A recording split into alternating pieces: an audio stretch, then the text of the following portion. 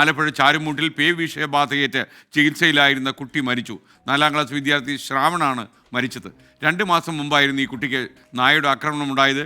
പരിക്ക് ശ്രദ്ധയിൽപ്പെടാത്തതുകൊണ്ട് വാക്സിനൊന്നും എടുത്തിരുന്നില്ല.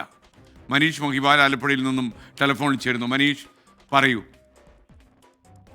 SKN വളരെ ദാരുണമായ സംഭവമാണ്. കഴിഞ്ഞ 2 മാസങ്ങൾക്ക് മുൻപാണ് ഈ കുട്ടിയെ, അതായത് 8 വയസ്സുകാരനായിട്ടുള്ള 9 വയസ്സുള്ള 4ാം ക്ലാസ് വിദ്യാർത്ഥി കൂടിയായിട്ടുള്ള ചാരുമൂട് പേരൂർ കാരാഴിമ സവിത നിവാസിൽ ശ്രാവൺ അവനെ നായ കടിക്കുകയായിരുന്നു. അതായത് കടിച്ചു എന്ന ആ സമയത്ത് പരിക്കുകളൊന്നും ഇല്ലായിരുന്നു. ഈ കുട്ടി സൈക്കിളിൽ പോകുന്ന സമയത്ത് പുറത്തേക്ക് ഒരു നായ വന്ന് വീണു. ആ സമയത്ത് പരിക്കുകളില്ല. നായ ദേഹത്തേക്ക് വന്ന് വീണെങ്കിലും മാതാപിതാക്കളും കുട്ടിയും ഒക്കെ തന്നെ ആശുപത്രിയിൽ കൊണ്ട് കാണിച്ചപ്പോഴും പരിക്കുകളില്ലെന്ന് പറഞ്ഞു. അതുകൊണ്ട് തന്നെ വാക്സിൻ എടുക്കേണ്ട ആവശ്യം വന്നിട്ടില്ല എന്ന് തന്നെയാണ് അവർ പറഞ്ഞത്. പക്ഷെ പിന്നീട് 2 ആഴ്ചയ്ക്ക് മുൻപാണ് കുഞ്ഞിന് ഈ പേവിഷബാധ എന്ന രീതിയിൽ സമാനമായ രീതിയിലുള്ള ലക്ഷണങ്ങൾ കാണിച്ചു തുടങ്ങിയത്.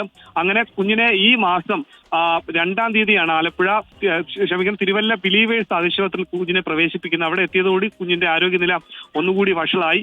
അങ്ങനെ കുഞ്ഞുമായി ബന്ധപ്പെട്ട് ഇടപഴകിയ ആളുകൾക്കൊക്കെ തന്നെ വാക്സിൻ, സ്കൂളിലെയും അധ്യാപകരും ബന്ധുക്കളും മറ്റ് സുഹൃത്തുക്കളായിട്ടുള്ള എല്ലാവർക്കും വാക്സിൻ നൽകിയിരുന്നു. കുട്ടിയുടെ നില അതീവ ഗുരുതരമായി ബിലീവേഴ്സ് ആശുപത്രിയിൽ തുടർന്നു. ആദ്യം ICU, പിന്നീട് MICUയിലേക്ക് മാറ്റി. ഇന്ന് വൈകിട്ടോടു കൂടിയാണ് അവന് ജീവൻ നഷ്ടമായത്. സെന്റ് ജോസഫ് സ്കൂളിലെ, ചാരുമൂട്ടിലെ സെന്റ് ജോസഫ് സ്കൂളിലെ വിദ്യാർത്ഥി കൂടിയാണ്, 4ാം ക്ലാസ് വിദ്യാർത്ഥി കൂടിയാണ്. എന്താണെങ്കിലും നാളെ ആയിരിക്കും ശവസംസ്കാര ചടങ്ങുകളൊക്കെ തന്നെ നടക്കുക.